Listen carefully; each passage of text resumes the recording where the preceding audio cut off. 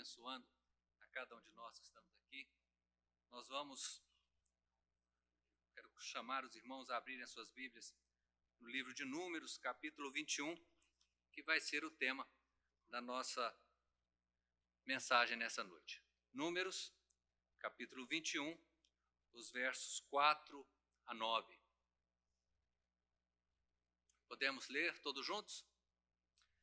Então partiram do Monte Or pelo caminho do Mar Vermelho a rodear a terra de Edom. Porém, o povo se tornou impaciente no caminho. E o povo falou contra Deus e contra Moisés: Por que nos fizeste subir do Egito para que morramos nesse deserto, onde não há pão nem água? E a nossa alma tem fastio deste pão vil. Então o Senhor mandou entre o povo serpentes abrasadoras, que mordiam o povo, e morreram muitos do povo de Israel. Veio o povo a Moisés e disse: Havemos pecado, porque temos falado contra o Senhor e contra ti. Ora ao Senhor, que tire de nós as serpentes. Então Moisés orou pelo povo. Disse o Senhor a Moisés: Faze uma serpente abrasadora, põe-na sobre uma haste, e será que todo mordido que a mirar viverá. Fez Moisés uma serpente de bronze e a pôs sobre uma haste. Sendo alguém mordido por alguma serpente, se olhava para a de bronze, sarava. Amém? Vamos ter uma palavra de oração. Deus de amor, aberta a sua palavra, Deus, nós nos prostramos diante do Senhor, reconhecendo a sua grandeza, a sua bondade, reconhecendo, meu Pai, o quanto o Senhor é maravilhoso, o quanto o Senhor é infinitamente superior a nós, como temos feito desde o início desse culto, Paizinho, exaltando a sua soberania, exaltando a sua grandeza, o quanto o Senhor é digno de louvor, Pai. E agora nós humildemente te pedimos, tem misericórdia de nós, fala aos nossos corações através da tua palavra, ilumina-nos a todos nós, Deus, para que a compreendamos e para que saiamos daqui dispostos a colocá-la em prática, modificando nas nossas vidas aquilo que for necessário para que estejamos de acordo com a sua palavra, Deus. Essa é a nossa vontade, Pai, é isso que nós te pedimos, por misericórdia, no nome de Cristo. Amém. Amém. Bom, nossas crianças, vamos começar aí pelos desenhos antes que eu me esqueça, né? Senão a gente toma o rumo aqui e acaba esquecendo de falar para as crianças. Desenhe aí no seu papelzinho, eu quero um coração bem feio, bem torto, bem mal desenhado, né? Assim, meio disforme mesmo, uma coisa horrorosa. Por favor, desenhe uma coisa horrorosa. Escrevam aí dentro desse coração todo feio, torto, sujo. Escrevam coisas feias que a gente não deve fazer e que vocês sabem bem que a gente não deve fazer. Escrevam aí, dentro desse coração todo torto. E do outro lado da folha, um pouquinho longe, desenhem o coração mais bonito que vocês conseguirem desenhar. Perfeito, retinho, com as curvas suaves, direitinho, o coração mais perfeito que vocês puderem. E ao longo da mensagem nós temos mais um elemento para acrescentar aí nesse desenho de vocês. Ok? Mas vamos lá. Lemos o texto e qual é a situação do texto? Povo de Israel, Egito, escravidão durante 400 anos. Né? O povo de Israel esteve ali no Egito durante 400 anos vivendo em escravidão. Num determinado momento, Deus levanta Moisés, Moisés fala ao faraó, se sucedem diversos milagres, muitos milagres, né? As grandes pragas, as 10 pragas que caem sobre o Egito, até que o faraó finalmente se convence e deixa o povo de Israel sair do Egito, sair da escravidão, e ainda levando tesouros. O povo de Israel, ao sair, bateu na porta dos seus senhores, bateu na porta dos egípcios. Quando não bateram, os próprios egípcios saíram na porta e disseram: leve, leve, leve. E o povo de Israel saiu do Egito abastado, não como um povo, não fugido, mas saiu levando como que um resgate ali de riquezas dos egípcios e saiu em direção ao deserto, como Deus havia orientado a Moisés que fizesse. E ao longo da caminhada no deserto, até chegarmos aqui no ponto que nós lemos hoje, passaram por diversas situações e muitas delas, situações de rebeldia, situações de insatisfação, situações de reclamação, situações de motins contra a liderança, né? O povo de Israel foi uma caminhada conturbada, bastante conturbada, até esse dia que nós lemos aqui, e continuou conturbada depois também. Mas esse dia foi um dia um pouco diferente, ou essa ocasião, estes dias, foi uma ocasião um pouco diferente, porque até então, na hora que o povo se rebelava, Moisés intercedia pelo povo, Moisés pedia a Deus pelo povo, se colocava como representante do povo diante de Deus, e Deus atendia a Moisés e aliviava a mão de sobre o povo, diminuía, né, o seu castigo, o seu furor, afastava o seu furor diante do povo e o povo prosseguia. Mas dessa vez, Deus deu uma orientação diferente para Moisés. Deus disse a Moisés: olha, já que o povo está sendo mordido por serpentes abrasadoras ou serpentes venenosas, como em outras traduções, faz o seguinte: constrói uma escultura de serpente, coloca numa haste, levanta essa haste bem alto, finca no chão, e toda pessoa que for mordida por uma serpente, ao olhar para a serpente levantada, ela vai ser curada. E Moisés assim fez, e assim aconteceu, como não poderia ser diferente. Anos depois, quando Jesus recebe a visita de Nicodemos, então Jesus faz referência a essa ocasião e diz para Nicodemos: assim como a serpente foi levantada no deserto, cumpre que o Filho do Homem seja levantado, para que todo aquele que nele crê não pereça. Né? No final das contas, Jesus se lembra daquela passagem e aponta que ela já simbolizava lá no tempo de Moisés o sacrifício de Jesus. Da mesma forma que a serpente foi levantada numa haste, Jesus foi levantado numa cruz. Da mesma forma que a serpente, o olhar para a serpente trazia cura para o povo, o seguir a Jesus, o crer em Jesus, traz libertação dos pecados e vida eterna. Essa é o link que tem entre as duas situações. Mas vamos agora examinar um pouco mais devagar aqui o que está acontecendo nessa ocasião aqui, Números 21, a partir do versículo 4. No versículo 5, né, nós vamos examinando aí, o texto revela a situação que o povo passava a viver naquela hora. E o povo falou contra Deus e contra Moisés: por que nos fizeste subir do Egito, para que morramos nesse deserto onde não há pão nem água? E a nossa alma tem fastio desse pão vil.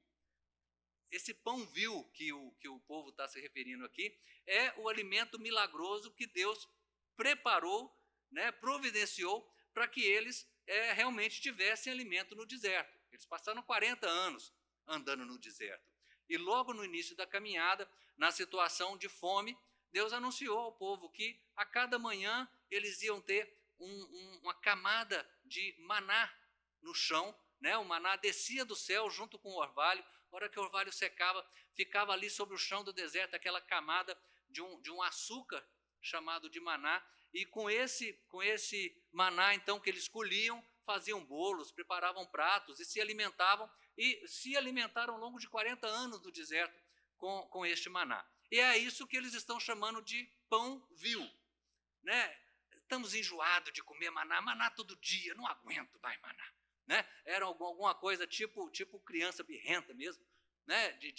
Não aguento mais esse pão vil. E por que você nos trouxe para esse deserto, onde não tem pão e não tem água? De certa forma, eles estavam dizendo o seguinte: bom, era no Egito, quando nós éramos escravos.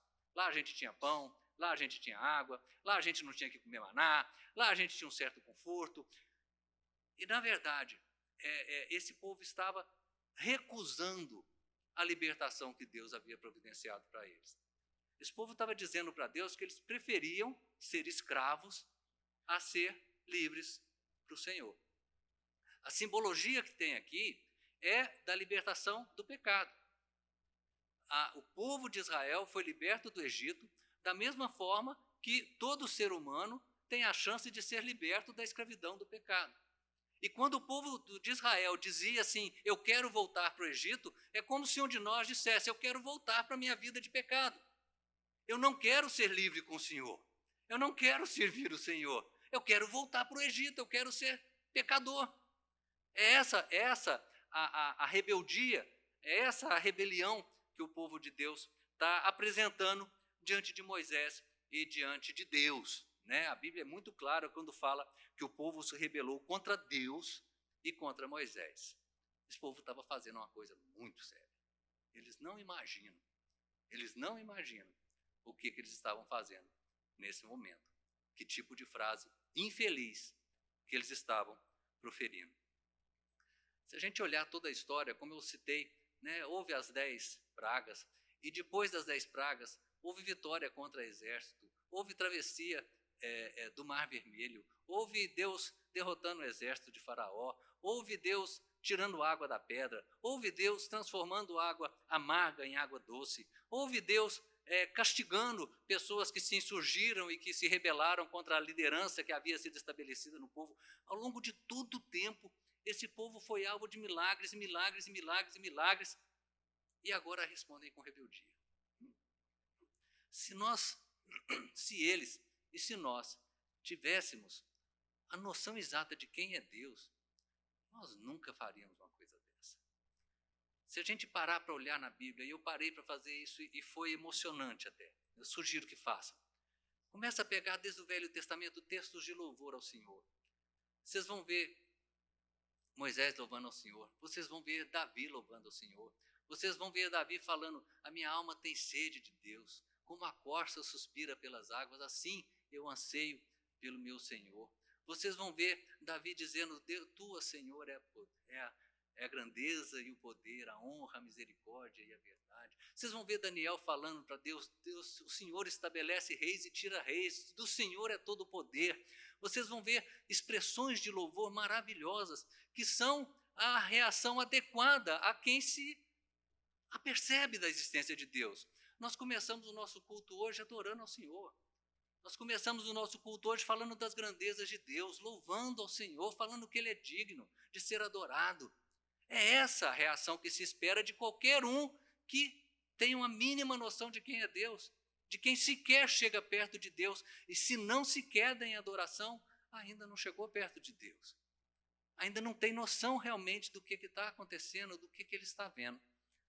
E outras expressões que a gente encontra ao longo da Bíblia, além de louvor, são expressões de serviço. Isaías, hora que vê o Senhor, tem noção de quem é Deus, diz, eis-me aqui, envia-me a mim. Maria diz, eis aqui a serva do Senhor, faça-se em mim conforme a sua vontade. Samuel diz, fala, Senhor, o teu servo ouve. Essas são as reações que se esperava daquele povo de Israel. Era isso que eles deviam estar dizendo. E não se rebelando por causa de pão e água, e reclamando do maná que caía do céu de graça para eles. Mas a ingratidão e a incapacidade de reconhecer a grandeza, a bondade, a misericórdia, a graça do Senhor é tão grande que esse povo se rebelava. E o triste é que a gente lê isso e pensa assim, será que eu sou diferente? Será que não é esse o meu costume? Será que eu também não tenho ignorado a grandeza, a bondade, a misericórdia, a graça, a beleza, a bondade, a justiça, a benignidade, a eternidade, a transcendência? O quanto Deus é maravilhoso. E qual é a minha resposta? Reclamar de pão? Reclamar porque não tem água? Reclamar porque o sustento de Deus não me agrada? Não está sendo bom? Eu queria o do pecado? É isso? Era essa a atitude deles. E nos assusta imaginar que talvez seja essa também a nossa atitude. Todos nós temos um sério problema de relacionamento com Deus, que precisa ser tratado. E o nosso sério problema de relacionamento com Deus se chama pecado. Aí alguém diz assim, mas eu não sou tão ruim. Eu até que sou legal, eu sou um cara gente boa. Pergunta para os meus vizinhos, pergunta para os meus amigos. Eu estava ouvindo um missionário um dia desses contando do trabalho dele, e ele fala que ele ia visitando as casas e abria lá, todos pecaram e carecem da glória de Deus, e falava para o sujeito, o senhor é pecador. Qual era a resposta? Eu não. o meu vizinho. Você precisa ver meu vizinho, meu amigo. Ele aqui faz. Eu sou até bonzinho. Meu irmão, olha só, o pecado não é uma coisa que você faz. Você não se torna pecador porque você fez alguma coisa errada. Você nasce pecador. Você peca porque você é ruim. Porque você é pecador. Isso é uma coisa inerente ao ser humano. Eu brinco, costumo dizer que o pecado é uma doença congênita, você nasce com ela, crônica, porque ao longo da vida inteira você sente os sintomas, você percebe os sintomas. O pecado é uma doença incurável, porque você nasceu pecador e vai morrer pecador. E o pecado é uma doença fatal, porque você vai morrer porque você é pecador. É alguma coisa contra a qual, dentro das nossas limitações, não há o que fazer. Não adianta tentar ser bonzinho. Não adianta tentar fazer só coisas certas. Não adianta pensar que você vai conseguir, por fazer coisas certas, deixar de ser pecador. É uma coisa inerente a você. E você não se livra dela sozinho. Da mesma forma como o povo de Israel não sairia do Egito sozinho. Da mesma forma como o povo de Israel não atravessaria o deserto sozinho. Não conseguiria se alimentar sozinho. Não conseguiria água no deserto sozinho. Você não vai conseguir isso sozinho. E o povo de Israel, então, reclamando do pão e da água, reclamando do maná. E aí nos relata a Bíblia, versículo 6.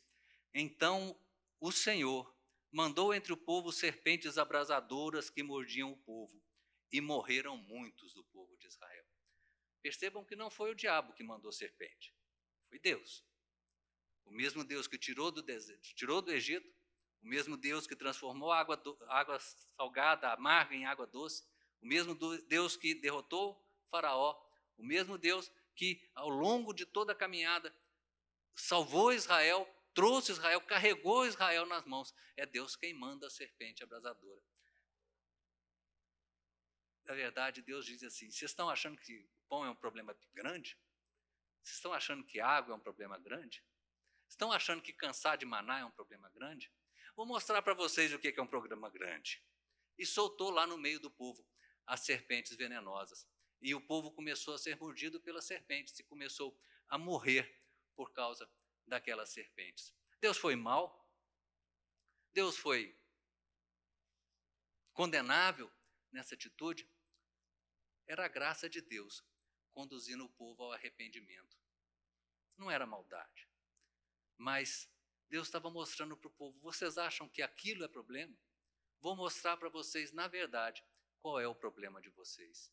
O problema de vocês é que vocês estão morrendo. Vocês têm uma pena de morte sobre a cabeça de vocês. E se vocês não se cuidarem, essas serpentes aí vão morder vocês todos e vai morrer todo mundo. E aí? Aí o povo já não lembrava de pão, aí o povo já não lembrava de água, o povo já estava achando o maná delicioso, né? Estava aquela maravilha. E percebendo, então, a situação que eles estavam passando, eles vão a Moisés. E qual a palavra do povo para Moisés? Versículo 7. Veio o povo a Moisés e disse: havemos pecado, porque temos falado contra o Senhor e contra ti. Ora ao Senhor, que tire de nós as serpentes. Então Moisés orou pelo povo. Percebam, meus irmãos, que às vezes, quando a Bíblia fala de perdão dos pecados, e nós agradecemos e pedimos perdão pelos nossos pecados aqui, parece que o perdão de pecados de Deus é fingir que não aconteceu. Deixar para lá. O perdão entre nós é assim. O irmão pisa no meu pé, eu piso no pé do irmão. Me perdoa, perdoa. Esquece isso, faz de conta que não aconteceu. Esse é o perdão humano. O perdão de Deus não é assim. Percebam o seguinte, meus irmãos. Deus vai cobrar cada pecado cometido. Um por um. Todos eles. Todos. Há uns, como nós vimos no exemplo do texto da consagração, da confissão, dos dois ladrões na cruz, de uns, Deus vai cobrar cada pecadinho um por um. E é esse o destino daquele pecador que continuou rebelde, continuou xingando Jesus e fazendo troça de Jesus na cruz.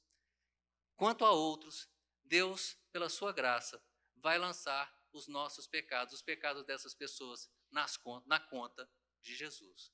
Ele não deixou de ser pago. Ele foi pago por Jesus. E a sua situação é de se prostrar, agradecido, maravilhado, arrependido, humilhado, entristecido, e dizer a Deus: Deus, por misericórdia, joga os meus pecados na conta de Jesus, porque eu não posso pagar por eles. Porque pagar por eles é impossível. Alguns pensam que sofrer na terra paga pecados. Falam assim: que fulano está sofrendo, pagando os pecados dele. Quem dera que o nosso sofrimento na terra de alguma forma pudesse pagar pecados. Não pode. Não pode. O pecado é um insulto tão grande, tão horrendo, tão odioso, tão feio a Deus, que não há o que você passa, não há o que você faça, não há o que você sofra, que de alguma forma pode vir a pagar o seu pecado. Ou Jesus paga o seu pecado no seu lugar, ou é você que vai ter que pagar diante de Deus. Alguém vai pagar. Não vai ficar no despercebido. Alguns de nós certamente vão pensar assim: essa igreja está falando bobagem, essa igreja presbiteriana aí, isso aí, balela. A gente olha aí, o fulano faz, apronta, está de boa. Ciclano faz, está só crescendo. E o outro, e todos nós conhecemos exemplos de grandes e de pequenos pecadores, de homens ímpios que aparentemente prosperam. E a Bíblia não ignora essa situação. Um dos salmistas, no Salmo 73, comenta justamente essa tristeza de ver o ímpio prosperando, até que Deus mostra para ele o fim do ímpio. E aí o salmista então percebe que vale a pena servir ao Senhor, com certeza. Noutra ocasião, o livro de Malaquias o profeta fala assim, bem ameaçadoramente: então vereis outra vez a diferença entre o justo e o injusto, entre quem serve a Deus e quem não o serve. E não fala como quem está brincando, fala sério. O Salmo 1 que nós lemos essa semana, na casa da Dona Maria da Glória, compara o justo à árvore frondosa, plantada junto à corrente de águas, cuja folhagem não murcha e que no devido tempo dá o seu fruto. E compara o ímpio à palha que o vento esparrama. Não se iluda, não se iluda. Servir ao Senhor é o melhor caminho. Não se iluda. Não se deixe levar pelas aparências. Você não sabe como vivem, esses pecadores, esses ímpios que supostamente estão muito bem. Com certeza não estão tão bem assim. A paz com Deus eles não têm. A tranquilidade em relação à sua vida eterna eles não têm. A sensação de terem sido justificados, de terem sido lavados, limpos, a tranquilidade de chegar diante de Deus como você chega, eles não têm. A possibilidade de orar a Deus, acreditando que estão sendo ouvidos, eles não têm. Nada disso é privilégio do ímpio, nada disso é privilégio daquele que se mantém longe do Senhor. E aí então o povo vai a Moisés, diz a Moisés que pecaram falando contra o Senhor e contra Moisés mesmo, pedem a oração de Moisés.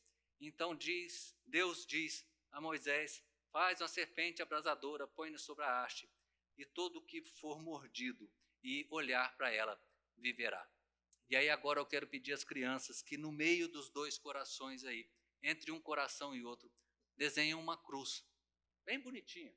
Olhem para essa aqui, desenhem uma cruz bem bonitinha aí entre os dois corações, porque o que transforma um coração amarrotado, feio, torto, em um coração limpo, bonito, certinho, maravilhoso, é a cruz de Cristo. Esse é o caminho. Então, Deus orienta assim a Moisés. Moisés faz a serpente de bronze, levanta a serpente de bronze, e toda pessoa que era mordida, então, olhando para a serpente era curada. Eu fiquei me perguntando, será que alguém não olhava para a serpente? Não sei, o texto não fala.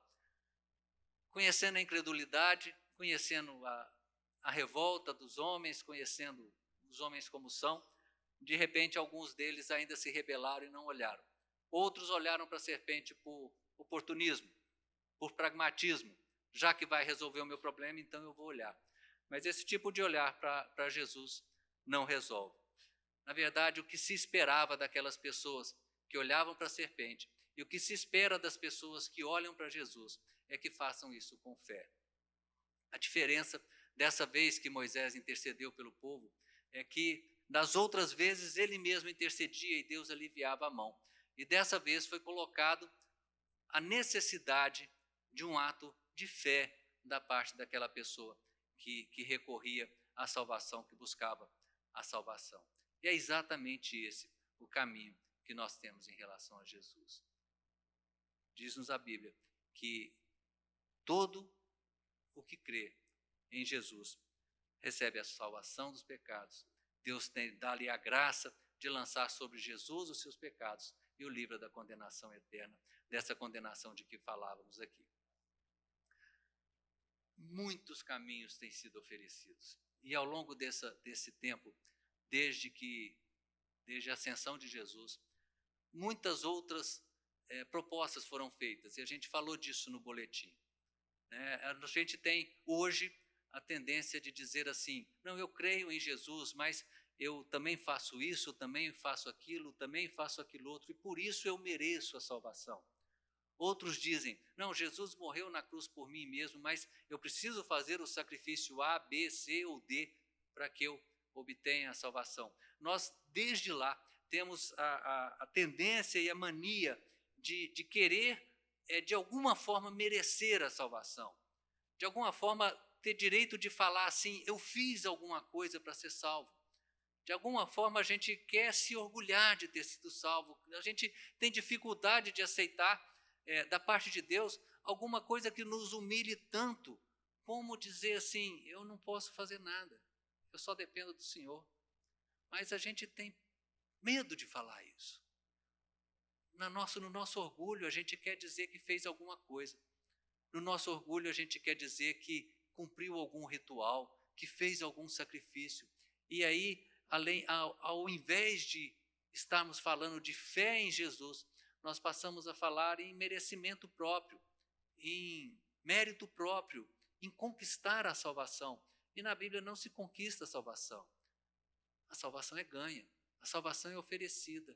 E é aquele que se prostra diante do Senhor, com fé, e pede a misericórdia de Deus, como falamos no começo, por misericórdia, joga os meus pecados nas costas de Jesus, não deixa nas minhas, eu não dou conta. A pessoa que toma essa atitude, ela é atendida, ela é ouvida pelo Senhor. Da mesma forma como aconteceu aqui com aqueles que olharam para a serpente e foram então livres da morte pela mordedura das serpentes lá no deserto. Nós somos pecadores, nós temos um sério problema de relacionamento com Deus, uma coisa que nós não conseguimos resolver porque é da nossa natureza.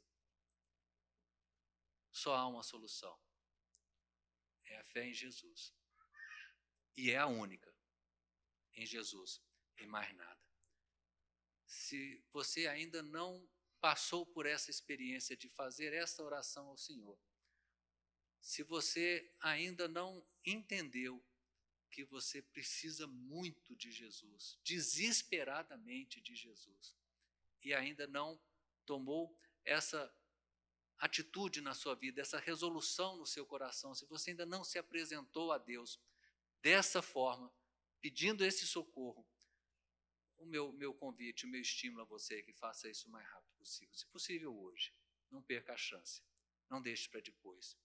E se temos de alguma forma, nós que já professamos a nossa fé, já nos convertemos, mas se temos nos esquecido de verdades da Bíblia, se temos nos afastado do Senhor, também aproveitemos a oportunidade para, porventura, se necessário, corrigir alguma coisa na nossa caminhada.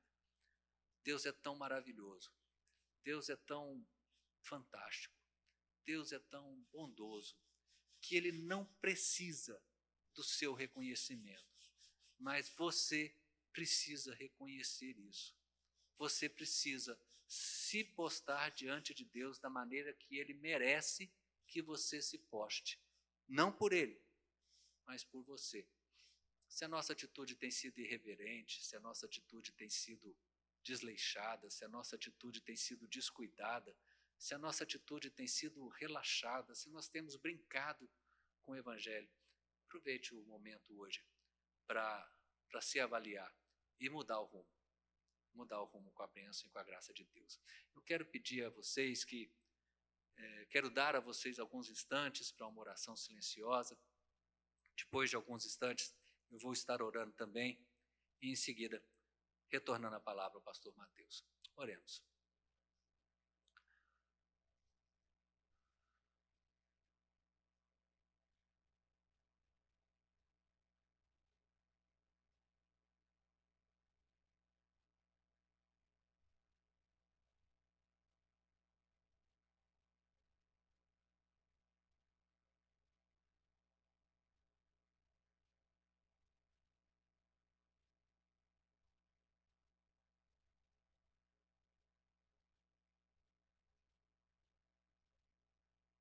Deus querido, nós te agradecemos por tão grande salvação. Com certeza nós não conseguimos sequer imaginar a grandiosidade do que o Senhor fez por nós. Com certeza nós frequentemente menosprezamos um milagre que é ser convertido pelo Senhor, receber o seu Espírito Santo e receber o seu perdão. Deus querido, Pai de amor, aqueles que hoje aqui entre nós ainda não se decidiram pelo Senhor, vai com seu Espírito Santo e convence-os, Pai, para a sua glória. Não deixe, Deus, que continuemos distante do Senhor, não deixe que continuemos brincando com coisa séria, não deixe, Deus, que continuemos achando que o nosso problema é pão e água, quanto o nosso problema é de vida ou morte, Deus. Por misericórdia, Pai, transforma vidas nessa noite, renova compromissos, Deus querido, que haja em nosso coração um firme desejo, uma firme convicção para te servirmos de uma maneira melhor e mais perfeita e mais consistente, Senhor, com a sua vontade. É o que nós te pedimos, confiando na sua graça, na sua misericórdia e no seu poder. No nome de Cristo. Amém.